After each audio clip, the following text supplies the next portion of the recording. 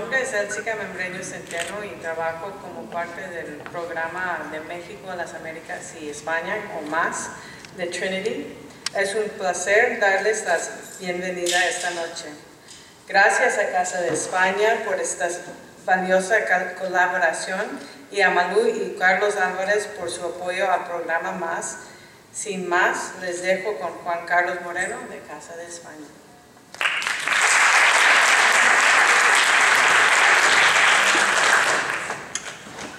Muy buenas noches, sean todos y todas, ahora estamos de moda decir todos y todas muy bienvenidas a esta noche. Gracias a Trinity, gracias a Más, con quienes tenemos una colaboración excepcional y podemos, por ejemplo, gozar de esta hermosa sala. Estamos entonces reunidos esta noche y gracias también, no me vayan a quejar, para HIV, que es la única organización que nos apoya económicamente, un poquito al menos. Esta noche queremos entonces homenajear a Federico García Lorca. El próximo martes va a ser 120 años que nacía en España Federico del Sagrado Corazón García Lorca. Murió a los 38 años, pero en esa corta vida apenas tuvo 18 años de plena actividad, de plena productividad literaria. A pesar de todo, su fama ha sido mundial y se reconoce como el principal o uno de los principales poetas españoles del siglo XX. Todo el mundo conoce a Federico García Lorca, mucha gente habrá leído sus poemas, pero esta noche queremos dar un paso más adelante y con 4 de sus poemas lograr analizarlos, interpretarlos y sobre todo disfrutarlos. Y si no lo conseguimos, la Casa de España les devuelve la entrada. Antes de empezar con esos poemas, queremos dar un poco los principales aspectos de su vida, los que han marcado después su actividad literaria. Y empezamos con el principal tema de su vida y de su obra, fue Andalucía. Andalucía, una Andalucía especial suya, y después los gitanos, de los cuales vamos a hablar toda la noche. Federico García Lorca, ya el primer indicio de su vida, nació en Fuente Vaqueros. Fuente Vaqueros está cerca de Granada, es un pueblito. Su padre tenía tierras, o sea que podía vivir bien. La madre era la segunda esposa de don Federico. La madre era maestra, lo cual ya empieza a intervenir, es el primer detalle de su vida. Su madre maestra ya le enseña pronto a leer, a apreciar la poesía, a hablar, a manifestarse. Y después Fuente Vaqueros, que estaba en pleno campo andaluz, le sirvió a él para tener el contacto ese con la tierra, con el tiempo, con el espacio, con el trabajo de los agricultores, con las flores, las plantas. Todo eso va a intervenir mucho después en su vida activa. Él mismo lo dice: mis más lejanos recuerdos de niño tienen sabor de tierra. Tuvo, como ven ahí, 3 hermanos y también a los 8 años pasó por el pueblo un grupo que tenía marionetas, y eso fue el primer contacto con la representación, digamos, con el teatro más popular.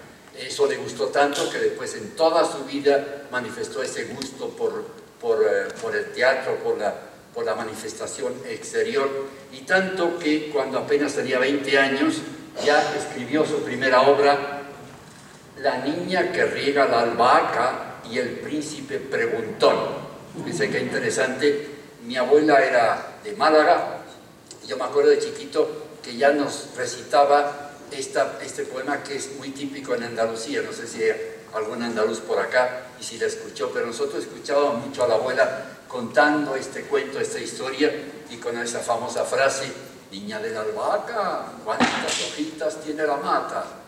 Pues ese tema lo tomó Federico García Lorca para hacer un teatro de títeres que fue muy popular entre los niños y que sigue todavía hoy día reproduciéndose. A los 11 años ya deja el campo y viene a Granada. Granada, como toda Andalucía, es una región y en este caso una ciudad de un gran mestizaje, única en la historia. Todas las culturas pasaron por ahí, desde los romanos, después vinieron los visigodos, los árabes, sobre todo los árabes y en este caso los gitanos, que fueron los últimos en llegar a Andalucía, fueron los que dejaron una impronta mucho mayor en esta región. Los moros, por un lado, por ese amor por la naturaleza, amor por las flores. Y Federico García Lorca amaba las flores, era un deleite para él tenerlas, tenía siempre flores en su despacho, donde trabajaba, y sobre todo quiero mencionar estas 5 flores que fueron típicas en todas sus poesías, empezando por el clavel. El clavel para los árabes era la flor de Dios, la flor de Alá. El clavel con ese señorío, y también después se quedó en la literatura, en los poemas españoles, también señal de caballerosidad, de hidalguía. Después vienen otras flores. Quiero mencionar la del medio, porque es el alelí. Recuerdan y saben que todas las palabras que empiezan por a o al, en principio vienen del árabe, y este alelí era una planta famosa también que trajeron los árabes a España. Y fíjense muy bien en el color, porque eso va a tener después relación con uno de esos poemas, y los toros. Después tiene también el jacinto y finalmente las rosas, que las rosas era lo que deleitaba todos los jardines. Por una parte entonces la influencia árabe y por otra parte la influencia gitana en Granada. Los gitanos estaban en el Sacromonte, que está en el arrabal de Granada. Arrabal, otra palabra árabe que significaba más allá de la muralla, es decir, como el suburbio, la parte de fuera, y allí es donde empezaron a llevar los gitanos y se convirtió en el lugar, el barrio de ellos, y hasta hoy día el Sacromonte. Y ellos, gitanos, trajeron pues el baile, la guitarra y el canto, como veremos después. Justo una de las primeras pasiones de García Lorca, aparte del campo, fue la música. Estuvo estudiando piano, le gustaba mucho el piano, y justo cuando estaba en Granada llegó Manuel de Falla. Manuel de Falla, el gran compositor del Amor Brujo, acababa de estrenarlo 5 años antes, que llegó en 1921, y entonces hubo una amistad muy interesante entre los dos y decidieron crear lo que se llamó el primer concurso de cante hondo. El cante hondo, ya estamos con el español hablado, el dialecto español hablado en Andalucía, donde la H se aspira, el hondo, en el sentido de profundo, que sale de lo más interior de uno. Entonces hicieron este primer festival y después Falla quiso distinguir lo que era cante hondo, cante de verdad, profundo, del pueblo auténtico, con ya el flamenco, que era ya la conversión más comercial, donde participaban los 3 importantes factores: el cante, el toque y el baile. El cante, que es el cantaor, el toque, que es el tocaor, y el baile, que es el bailaor, hablando entonces en el dialecto andaluz. De ahí ya de Granada ya se le quedó chica, empezó a estudiar abogacía, pero ya la ciudad se le quedó chica y entonces consiguió que su padre lo mandara a Madrid. Y en Madrid, en la residencia de estudiantes, o sea, iba a la universidad, pero después residía en un edificio donde estaban, digamos, en esa época la crema innata de la intelectualidad madrileña y española. Ahí se juntaron personajes que después fueron famosos, muchos de ellos tuvieron que exiliarse cuando llegó Franco, y ahí se entabló una amistad muy grande de Federico García Lorca. Ahí es donde se mostró como él era un hombre bueno, simpático, agradable. Fíjese que uno de sus amigos, gran poeta, dijo que no hace calor, no hace frío, hace Federico, en el sentido que él era el que marcaba el ritmo, y sobre todo dicen que cuando había un piano, ahí ya entonces la fiesta era total, porque tocaba y no se cansaba nunca, y hacía participar a todo el mundo. Entre esos amigos hay que destacar los 3 famosos mundialmente conocidos, que fueron Salvador Dalí, que lo ven justamente ahí un poco al extremo, allá un poco especial, Salvador Dalí, después Luis Buñuel, el gran director de cine, y Federico García Lorca. Especialmente con Dalí hubo una amistad un poco especial, muy profunda, muy intensa. Hay un libro de Jan Gibson, que es un hispanólogo que es de inglés, británico, irlandés, mejor dicho, y escribió este libro del amor que no pudo ser. Ahí explica un poco esa amistad, que terminó en 1929, apenas duró 6 años, cuando ya Dalí se fue a París y encontró a Gala, ya ahí se acabó el mundo para él. Ya desde entonces hasta su muerte fue únicamente Gala el mundo, y Federico se fue a Nueva York y ya perdieron entonces el contacto. Estando ahí, tuvo lugar en Sevilla el homenaje a Luis de Góngora. Fue en el 300 aniversario de su fallecimiento. Entonces quisieron hacerle un homenaje a este poeta que todo el mundo conoce, del siglo de oro español, y fue el que inició el culteranismo. Es decir, una poesía donde lo importante no era lo que se explicaba o se decía, sino una manera de decirlo. La utilización entonces de imágenes, de metáforas, de cosas raras, y además con temas que eran de la Biblia o de Grecia y de Roma, de la mitología, lo cual el que leía, incluso hoy día, el que lee una obra de Góngora tiene que ser un poco culto y saber un poco de historia y además de poesía, porque son difíciles. Bueno, hay de todos estos que participaron en este homenaje a Luis de Góngora, salieron varios poetas que después empezaron a escribir, a publicar, y que se los considera la generación del 27. ¿Qué tenían de especial esta generación? Que unían la tradición con la vanguardia, es decir, los temas populares españoles, pero dándole un toque moderno, un toque justamente con literario, con metáforas, con símbolos, hacer una cosa muy especial.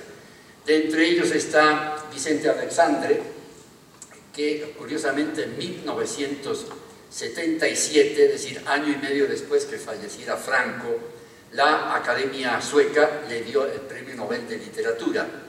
Un poco parece que había esperado que se muriera el dictador para darle a este grupo de poetas, bueno, a uno solo, pero un poco simbólicamente a todos, que son los que habían renovado la poesía española.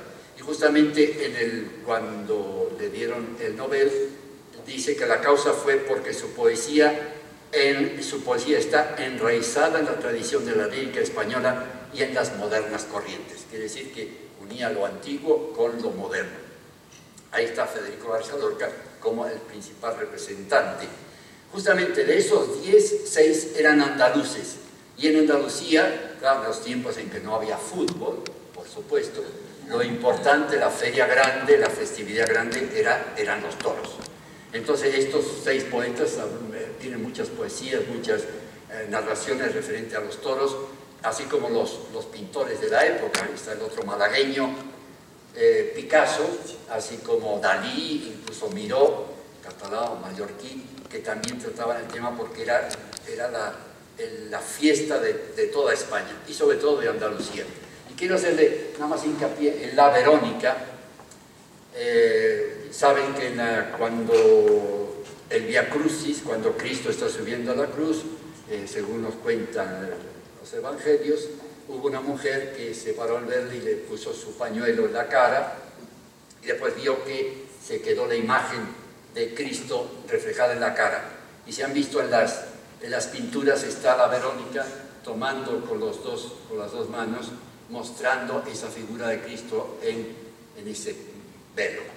Pues bien, los toreros tomaron eso para hacer uno de los pases del toreo, que es la Verónica, donde, como ven ahí, el torero toma con las dos manos el velo para hacer el pase al toro. Muy importante porque pues verán qué lindo cómo alude a esto García Lorca en su poesía. Fíjense bien en el color de la capa que está utilizando el torero después de... Ya con todo ese bagaje andaluz y de toros y de campo y de flores y demás, en 1928 publica El romancero gitano. Romancero, si recuerdan, romancero era el método de poesía de los españoles al principio de la literatura española, en donde relataban relataban las historias o anécdotas o situaciones con un poema que eran octosílabas, 8 sílabas, con rima en los pares, en fin, no me quiero meter en técnica, pero solo para decirle que este romance era muy musical, tenía mucho ritmo, porque en esa época la gente era bastante inculta, entonces iban los juglares por las ciudades y por los campos cantando estos romances, y la gente con ese tonadilla, con ese ritmo, se quedaban en la memoria y después lo podían recitar en sus casas. Ese es el estilo que toma Federico García Lorca, y después los gitanos. Los gitanos aparecieron en España en el siglo XV y se creían que venían de Egipto, y por eso se los llamó egipcianos, y de ahí egipcianos, gitanos, si el nombre gitano. A ellos no les gusta que le digan gitano, dicen que es un poco despectivo. Ellos prefieren que se llamen romaníes, porque romaní es la lengua que hablaban ellos desde tiempo inmemorial.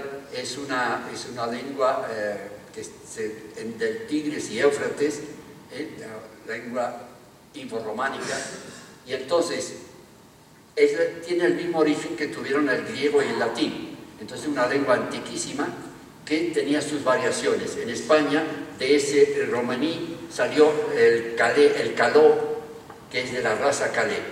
Entonces el gitano se supone que salieron ya 250 años antes de Cristo, salieron del noroeste de la India y ya se expandieron por toda Europa. A España llegaron en el siglo XV, y en España ellos se decían que hablaban el caló, de ese romaní, y que por eso eran la raza calé. Y muchos de los cantos hoy día, si oyen canciones, soy de la raza calé, es como ellos cantan. Y por ejemplo a la Lola Flores, ¿se acuerdan Lola Flores, la famosa artista española, ¿no? Pues ahí llamada la faraona, se llamaba la faraona, justamente recordando ese origen, según ellos, que venían de allá. La raza calé, estos gitanos que llegaron, venían en familias, en clanes, un poco como la mafia, o mejor al revés, la mafia como ellos. Tenían reglas especiales, no escritas, tenían un sentido del honor muy profundo, pero cuando ese honor, si fallaba ese honor, había una enemistad terrible que terminaba siempre con muerte y asesinato. Eran nómadas, no se asimilaban nunca, iban de un lugar a otro, y eso dio a que empezaran a tener actividades relacionadas con ese caminar. Por ejemplo, los herreros, como iban en carretas, tenían que tener a alguien que le arreglara los carros o los caballos, las herraduras, y en el tiempo libre pues hacían cosas, joyas baratas.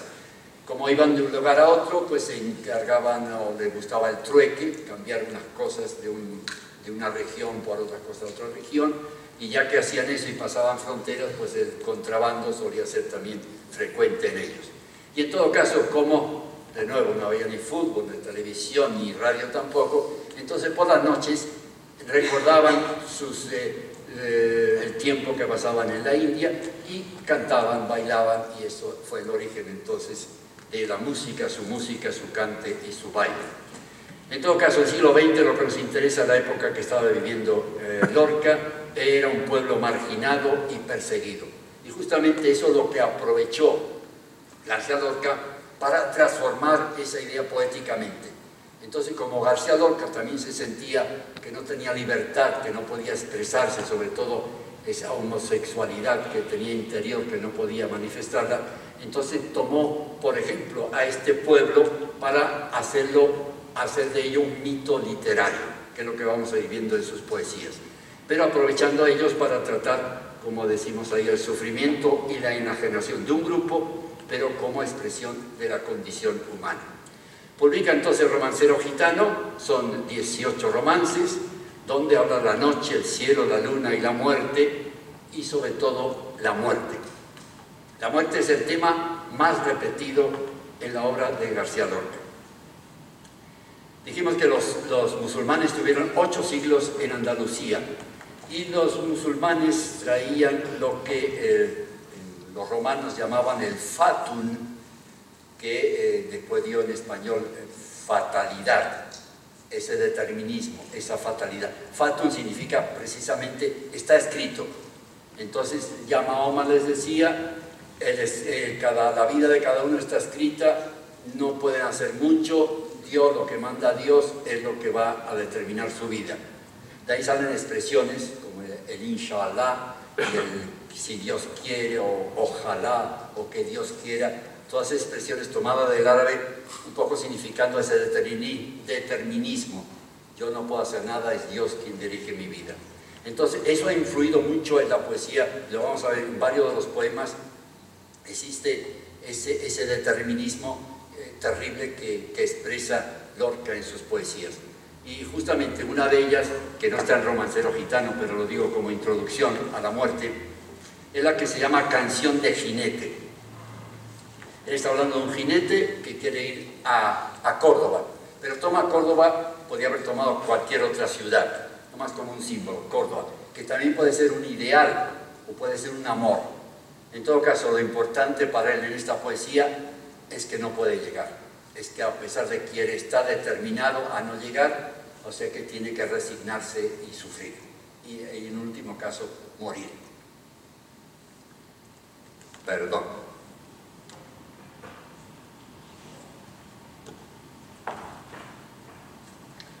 Y el poema dice así: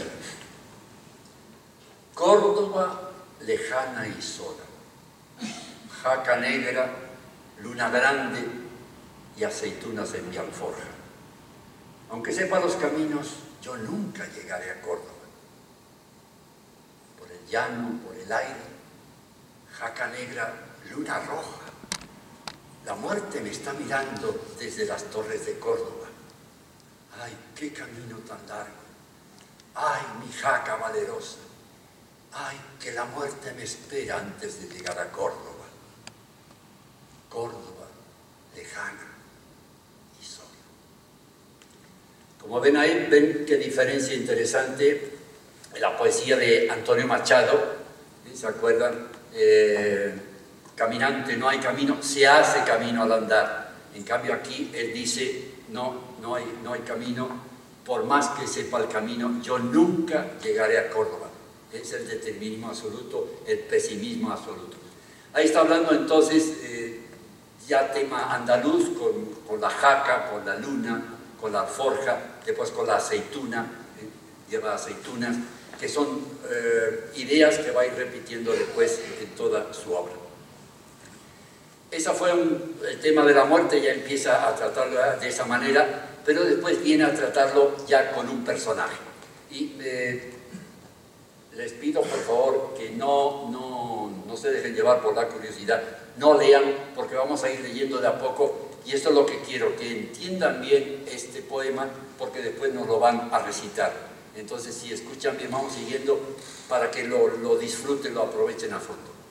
Dice: Muerte de Antoñito el Camborio. Ya empezamos con el título. Antoñito en Andalucía es el diminutivo muy popular, que no solo es de dimensión de pequeño, sino de afecto, ¿no? El Antoñito, mijito, lindo, todo eso, ese tema de disminución. Y después el Camborio, ya está diciendo una raza, ¿sí? Estamos hablando de gitanos, entonces el Camborio era de la familia de los Camborios, ¿sí? En un anterior que trata de Antoñito el Camborio, cuando lo toma la Guardia Civil, ya justo están diciendo, dice ahí Federico García Lorca: Antonio Torres Heredia, hijo y nieto de Camborios, con una vara de mimbre, va a Sevilla a ver los toros. Entonces ya está diciendo, no es un cualquiera, tiene nombre y además tiene precedentes, tiene antecesores. Y empieza diciendo: voces de muerte sonaron cerca del Guadalquivir. En esta poesía van a ver que hay muchos elementos de la corrida de toros. Ya empiezan por las voces, en la sala donde el torero, donde se lleva a cabo el toreo, la plaza de toros, se oyen las voces siempre, uno no sabe qué dicen, pero ese murmullo lo toma aquí Lorca para decir que está sonando a muerte. Y dice: cerca del Guadalquivir. Entonces ha elegido un río extraordinario, que saben que los árabes decían a los ríos eran Guad, entonces Guad al-Kibir era el río el Grande, y entonces él lo toma, podía haber tomado cualquier otro, pero elige este porque para la generación del 27, incluso para los antiguos, el agua era símbolo de la vida, y el río era símbolo de la vida. ¿Se acuerdan? Nuestras vidas son los ríos que van a dar a la mar, decía nuestro amigo. Y entonces, él lo toma también por ser el símbolo y después por la dimensión de la palabra. Guadalquivir, parece que es el río que se va lejos. Voces antiguas que cercan, voz de clavel varonil. El clavel no tiene voz, pero el hombre que lo pronuncia tiene esa hidalguía que da el clavel, ese señorío que da el clavel. Por eso le transforma en la voz de clavel varonil, que es de Antoñito el Camborio. Les clavó sobre las botas mordisco de jabalí. Dice botas, botas es más vulgar, no dice zapato, no, bota es de gente de campo, gente más. Mordisco de jabalí, el jabalí, animal feroz típico de Andalucía, que en la historia ha matado a bastante gente. En la lucha daba saltos jabonados de delfín. Entonces ya me está diciendo que hay, anunciado que hay una pelea, hay una lucha, porque daba saltos jabonados de delfín. El delfín da saltos, pero además dice ahí jabonados, y como el jabón que está usando que se va uno de las manos, y después saltos también recordando al toro cuando salta, está atacando. Bañó con sangre enemiga su corbata carmesí. No es una corbata cualquiera, es una corbata color rojo, y encima viene el rojo de la sangre, o sea que está añadiendo dolor, más dolor. Pero, ahí está, todo está muy bien, luchó, pero eran 4 puñales. 4 también ya está refiriéndose al torero, porque es la cuadrilla. Todo torero va acompañado siempre de sus ayudantes, que son 4, pueden ser más, pero ya se quedó el nombre de cuadrilla de 4. Y eran 4 puñales, no dice eran 4 personas que llevaban un puñal, sino que toma el puñal, el elemento, como persona. Y tuvo que sucumbir. Ahí está la palabra entonces del determinismo. No tuvo, mantuvo, eso fue su obligación. Era su destino, no tenía otra salida, tuvo que sucumbir. Y ahora empiezan las imágenes poéticas. Cuando las estrellas clavan rejones al agua gris, entonces está hablando que las estrellas, como el rejoneador, cuando viene el toreo, el rejoneador es el que pica al toro para excitarlo más. Entonces eso hace que esté clavando en el agua rejones al agua gris. El agua gris que entonces quiere decir que es agua de ya está oscureciendo.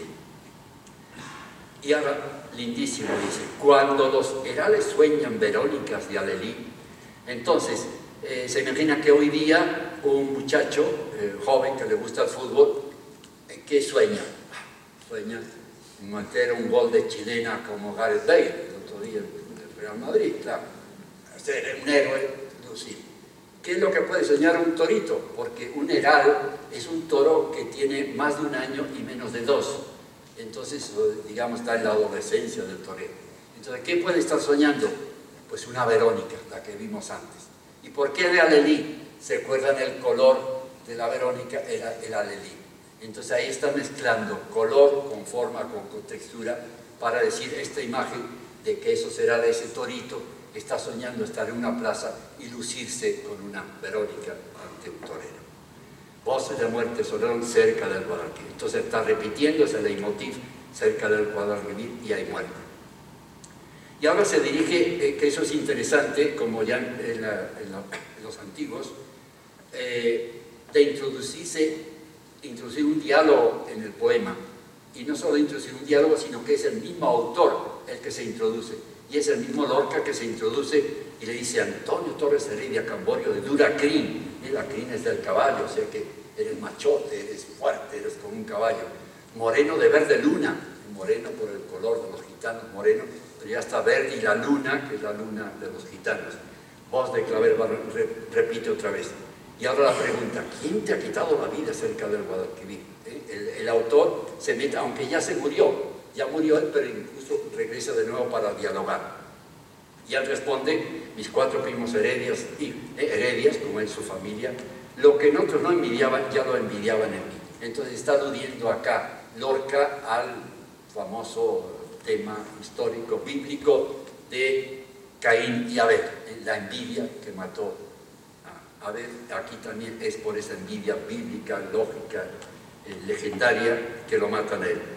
Y ahora dice, la diferencia, zapatos color Corinto. Antes había dicho que el otro eran botas, él no, eso